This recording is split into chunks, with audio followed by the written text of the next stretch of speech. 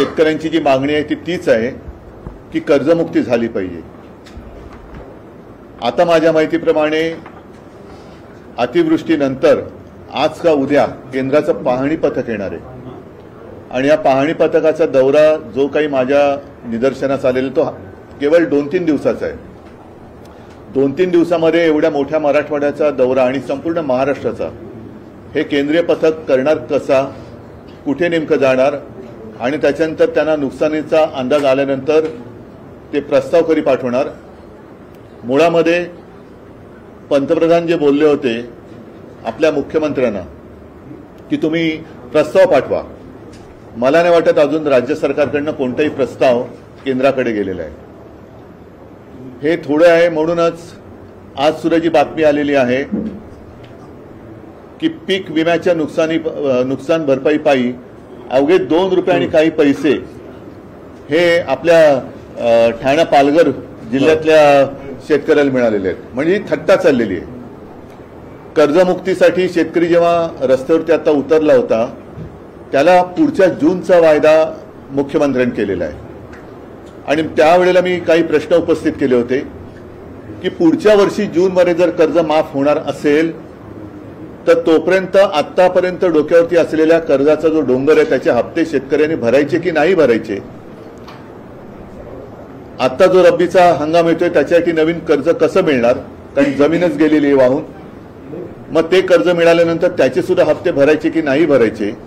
आणि सगळ्यात महत्त्वाचा प्रश्न म्हणजे जे एक अतर्क्य असं विधान मुख्यमंत्र्यांनी केलेलं आहे की बँकांचा फायदा होईल कर्जमाफी केली तर, म्हणून आम्ही कर्जमाफी करत नाही आहोत। मग आत्ता जर का कर्जमाफी केली तर बँकांचा फायदा होणार आणि जूनमध्ये केली तर तो फायदा होणार नाही। हे कोणतं कसं काय गणित, कारण त्यांचं अर्थशास्त्र हे चांगलं आहे असं त्यांना वाटतं, तर त्यांनी त्याचा एक खुलासा केला पाहिजे। माझं तर स्पष्ट मत आहे, मी मुख्यमंत्री झाल्यानंतर माझं पहिलं अधिवेशन हिवाळी अधिवेशन आणि एकच अधिवेशन मी मुख्यमंत्री म्हणून झालं होतं नागपूरला। कोणताही अभ्यास न करता, कोणीही मागणी न करता मी माझ्या राज्यातल्या शेतकऱ्याला 2 लाखापर्यंतचं पीक कर्ज हे माफ केलं होतं, मुक्त केलं होतं। आता ती सिस्टीम लागलेली आहे, ती माहिती गोळा झालेली आहे, डेटा सगळा तसाच आहे।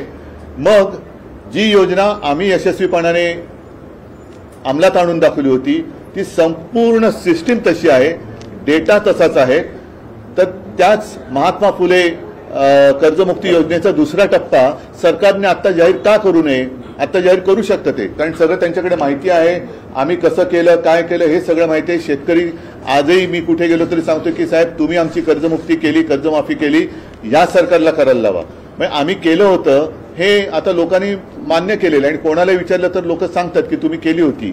तर तो सगळं पूर्ण यंत्रणा तिकडे आहे, डेटा आहे। त्याच्यात आणखीन काही सुधारणा असेल तर ती करा, पण डेटा आहे। आम्ही कोणतीही अट शर्ती बिरती अभ्यास कोणतीही परदेशी समिती आमच्याकडे नव्हती, सगळं स्वदेशी होतं आणि शेतकऱ्याची आम्ही प्रामाणिकपणाने कर्जमुक्ती करून तसे वागलो। तसंच हे सरकार आता का वागत नाही। मी तर 5 तारखेपासून मराठवाड्यामध्ये संवाद दौऱ्यावरती जाणार आहे। इथे माझ्या कोणत्याही जाहीर सभा नसतील, शेतकऱ्यांशी मी थेट संवाद करणार आहे।